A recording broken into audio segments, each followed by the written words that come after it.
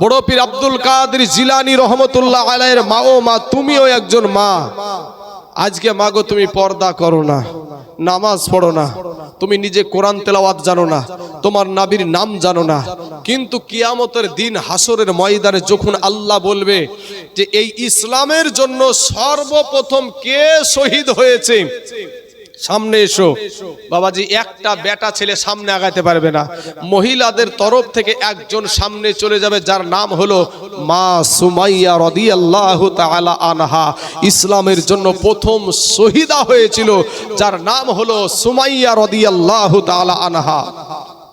আবু জেহেলের সম্মুখে এই কাফের বেদিন আবু জাহিল, এত বড় নেতা, এত বড় মাস্তান, সেই মাস্তানকে বাবাজি বহুত শিক্ষার দরকার আছে। এত বড় যে নেতা, সেই নেতাকে ছোট ছোট দুইটা ছেলেতে বাবা দুনিয়া থেকে বিদায় করে দিয়েছিল। একটার নাম হলো মুআজ আর একটার নাম হলো মুআব্বাজ। দুইটা সন্তানে বদরের প্রান্তরে যুদ্ধ হয়েছিল, বেটার সঙ্গে বাপের, ভাইয়ের সঙ্গে ভাইয়ের। বেটা মুমিন তো বাপ কাফের, কাফের মুমিন, বাপ মুমিন তো বেটা কাফের। এই রকম যুদ্ধ ছিল বদরের যুদ্ধ। সেই যুদ্ধে 313 জন সাহাবী নিয়ে ইসলামের জয় হয়েছিল। জোরে বলেন সুবহানাল্লাহ। আজকে এসআইআর করে ভারতবর্ষের মুসলমানদেরকে যেভাবে টর্চারিং শুরু করেছে বাবাজি, শোনা আমি আপনাদেরকে বলবো যে মুসলমানদের হাতে তরবারি নাই, মুসলমানদের হাতে অস্ত্র নাই, মুসলমানদের বন্দুক নাই, কিন্তু মুসলমানদের জন্য রাস্তার পাথরই যথেষ্ট। কিন্তু আপনাকে সেই রকম মুমিন হতে হবে। বদরের প্রান্তরে সাহাবাদের তরবারি ছিল না, খেজুরের ডালকে আমার আল্লাহ পাক কি করেছিলেন, তরবারি বানিয়ে দিয়েছিল। জোরে বলেন সুবহানাল্লাহ। খেজুরের ডাল দিয়ে ওই আপনার আবু জেহেলকে খেজুরের ডাল দিয়ে আপনার তাকে দুনিয়া থেকে বিদায় করে দিয়েছিল। তো এই সুমাইয়া যখন কালেমা পড়েছে, তো সুমাইয়া রাদিয়াল্লাহু তাআলা আনহাকে বলছে তুই কালেমা ছাড়, নচয় তোকে বাঁচতে দেব না। সুমাইয়াকে ধরে নিয়ে আসা হলো, বলে কালেমা ছাড়বি না? বলে আমি জীবন চলে যাবে তারপরেও কালেমা ছাড়বো না। মা খালার আগো আপনাদের জন্য 2টা মিনিট আপনাদেরকে বলি যে আপনাদের মতন সেও একজন নারী ছিল, আপনাদের মতন সেও একজন নারী ছিল। সেই নারীকে আবু জেহেল বলছে তুই কালেমা ছাড়, নচয় তোকে আমি দুনিয়াতে বাঁচতে দিব না। বলে আমার জীবন চলে যাবে যাক, তারপরও আমি কালেমা ছাড়তে রাজি না, আমি নবী ছাড়তে রাজি না। আবু জেহেল বলেছিল সুমাইয়া রে, ওরে সুমাইয়া তুই কালেমা ছেড়ে দে, না তো তোর যুবক ছেলে, তোর নওজোয়ান যুবক ছেলের সম্মুখে তোকে উলঙ্গা করে দেব। আমার মা সুমাইয়া চোখের পানি ছেড়ে দিয়ে আল্লাহকে বলে, আল্লাহ গো আমি দুনিয়ার সম্মান চাই না গো আল্লাহ, আমার দুনিয়ার কোনো ইজ্জতের দরকার নাই ও গো আল্লাহ, এরপরও যেন আমার কালেমা, আমার নবী আমার থেকে দূরে না চলে যায়। আল্লাহ সেই তৌফিক দান করো। ডাক দিয়া বলে আবু জাহিল, ওরে আবু জাহিল শোন, আমি সুমাইয়াকে যা কিছু করতে মন চাই কর, কিন্তু তারপরেও আমি আমার আল্লাহকে ছাড়তে রাজি না, আমার নবীকে ছাড়তে রাজি না। চোখের সম্মুখে বাবা বেটাকে বেঁধে রেখেছে, চোখের সম্মুখে স্বামীকে বেঁধে রেখেছে। আবু জেহেল বলে, এ কাফেরের যুবকেরা, এ মক্কার ছেলেরা, তোমরা সুমাইয়ার শরীর থেকে কাপড়টা খুলে নাও। সুমাইয়ার শরীর থেকে যখন বাবা কাপড়টা খোলা শুরু করে দিল, একা করে খুলতে খুলতে পুরা শরীরের কাপড় আপনার খুলে নিয়েছিল। ওই কাফের বেদিনেরা মা সুমাইয়ার বাবারে লজ্জা স্থানে থুতু নিক্ষেপ করতে শুরু করেছে। এ মুসলমান ডাক দিয়া বলে, সুমাইয়ার বেটা শোন, তোর মা জননীর ইজ্জতের দিকে যতক্ষণ তুই তাকিয়ে থাকবি ততক্ষণ তোর মাকে আমি দুনিয়াতে বাঁচিয়ে রাখবো, আর যেমন তুই চোখ সুরায়া নিবি সঙ্গে সঙ্গে তোর মাকে দুনিয়া থেকে বিদায় করে দেব। সুমাইয়া ডাক দিয়ে বলে, বেটা বেটা রে, যাই হয়ে যাক না কেন আল্লাহকে ভুলিস না, নবীকে ভুলিস না। কেমন মা ছিল তারা, আজকে তুমি কেমন মা, তুমি কেমন সন্তান মানুষ করছো রে মা। ও মা খালা গো, এরপর বলছে ডাক দিয়া বলে সুমাইয়া রে তুই কি কালেমা ছাড়বি না? বলে আবু জেহেল এর চাইতো যদি কঠিন পরীক্ষা আমার সম্মুখে আসে তারপরও আমি কালেমা ছাড়তে রাজি না, আমার নবী ছাড়তে রাজি না। ও মুসলমান বাবাজি, এবার আপনার সুমাইয়া রাদিয়াল্লাহু তাআলা আনহাকে চিৎ করে আপনার জমিনে শুয়ায়া দিয়া বল্লম দিয়া এইরকম একটা বল্লম, আগেকার জামানায় বাবা বল্লম চালিয়ে দিত দূর থেকে, যেমন তা আপনার ফালা যেমন দূর থেকে মেরে দিত, ওই রকম একটা বল্লম আপনার পেঁচানো গোল হতো, ওইটা দিয়ে বাবারে সুমাইয়া রাদিয়াল্লাহু তাআলা আনহার চারদিকে যখন পা হাত পাকে টেনে ধরেছে, আমার মা সুমাইয়া একটা ডাক দিয়ে বলে আল্লাহ রব্বুল আলামিন গো, তুমি একটা মা, তোমার কুদরতি নজরে আমি সুমাইয়ার এই অবস্থাটা একটু দেখো গো আল্লাহ। আল্লাহ বলে জিবরাইল আমার একজন বান্দি আমাকে পাওয়ার জন্য, আমার হাবিবকে পাওয়ার জন্য, ইসলামকে টিকানোর জন্য, ওগো আমার হাবিব, ওগো জিবরাইল আমার বান্দি কতই না কষ্ট করছে, যাও যাও জান্নাতুল ফেরদাউসটা তুমি উঠায় নিয়ে গিয়ে সুমাইয়ার সম্মুখে তুলে ধরো। যেমন বাবা সুমাইয়ার সম্মুখে তুলে ধরেছে, সঙ্গে সঙ্গে সুমাইয়া হাসতে আরম্ভ করে দিয়েছে। জোরে বলেন সুবহানাল্লাহ। আবু জেহেল বলে মক্কার ছেলেরা রে, সুমাইয়া পাগল হয়ে গেছে, না হলে এরকম মউতের টাইমে কেউ হাসে নাকি? মানুষ মারার টাইমে কেউ হাসে নাকি? এবার সুমাইয়া ডাক দিয়া বলে ওরে কাফের বেদিন আবু জাহিল,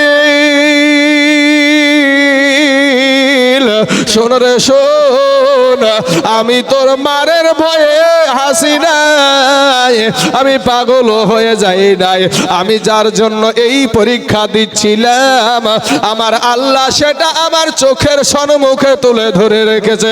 জোরে জোরে বলুন না সুবহানাল্লাহ। মা সুমাইয়ার লজ্জা স্থানে বল্লমকে ঢুকিয়ে আমার মা সুমাইয়াকে দুনিয়া থেকে বিদায় করে দিয়েছে। কিয়ামতের দিন যখন বলবে ইসলামের জন্য, এই ধর্মের জন্য সর্বপ্রথম কে জীবন দিয়েছে, তোমরা আগিয়ে এসো, একজন পুরুষও সামনে যেতে পারবে না, মহিলাদের তরফ থেকে মা সুমাইয়া সম্মুখে এগিয়ে যাবে।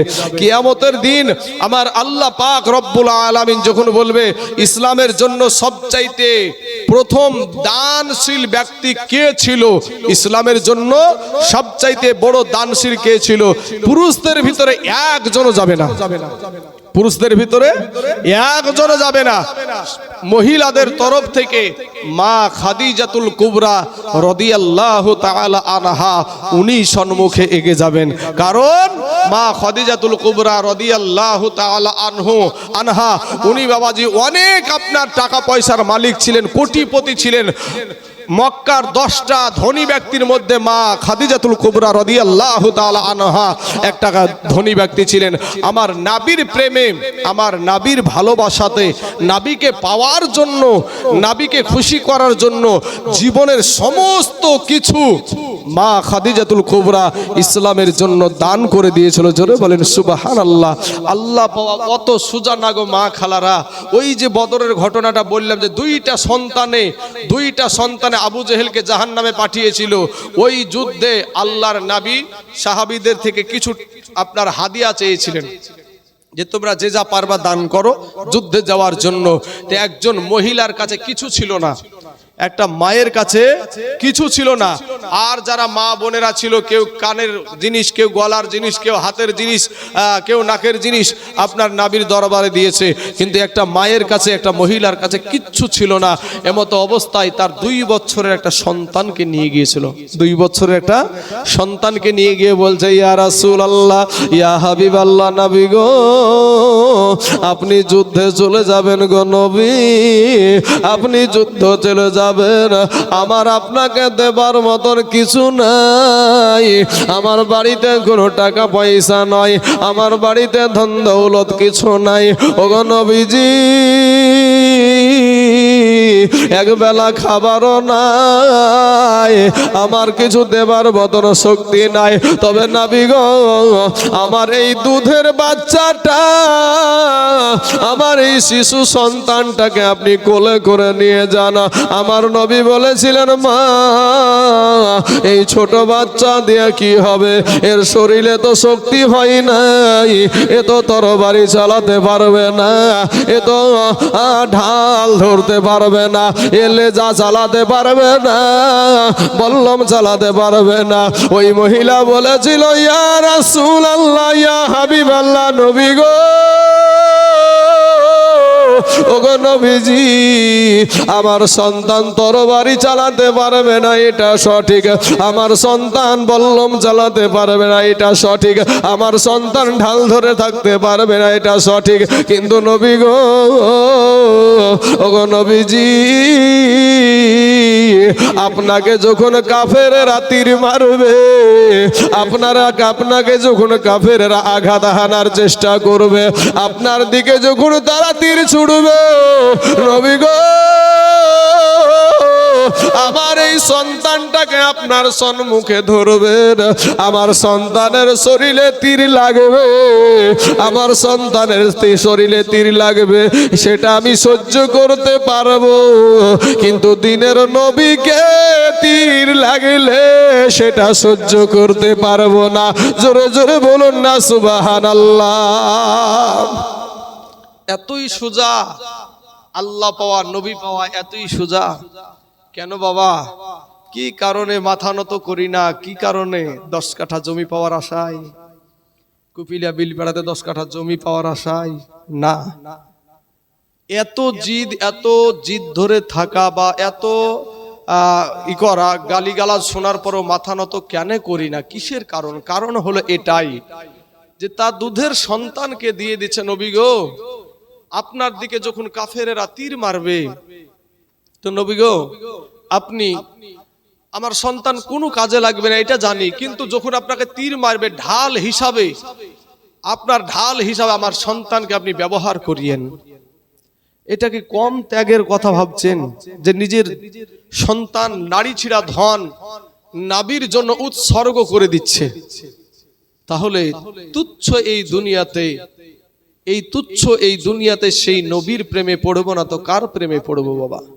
আজকে যারাই যাকে ভালোবাসে সবাই স্বার্থের ভালোবাসা, স্বার্থ ছাড়া কেউ কাউকে ভালোবাসে না। অনেক সন্তান দেখবেন মা সন্তানকে আলাদা করে দেয়, এরকম সংসার আমাদের সমাজে আছে না নাই গো চাচা? অনেক আছে। সন্তানেরা মা বাপকে আলাদা করে দেয়, সন্তান বাপ মা থেকে ভিন্ন হয়ে যায়, ভাই ভাইকে আলাদা করে দেয়। নিজের বিবি যদি স্বার্থে আঘাত লাগে তাহলে বাবা লালবাগের লাল ঘর পর্যন্ত দেখিয়ে দিবে। স্বার্থে যদি আঘাত লাগে লালবাগের লাল ঘর পর্যন্ত আপনাকে দেখায়া দেবে। আপনি যায়া দেখেন কোর্টে মহিলাদের মাস্তানি দেখলি আপনার মাথা খারাপ হয়ে যাবে। এখন সব জায়গাতে মহিলাদের মাস্তানি।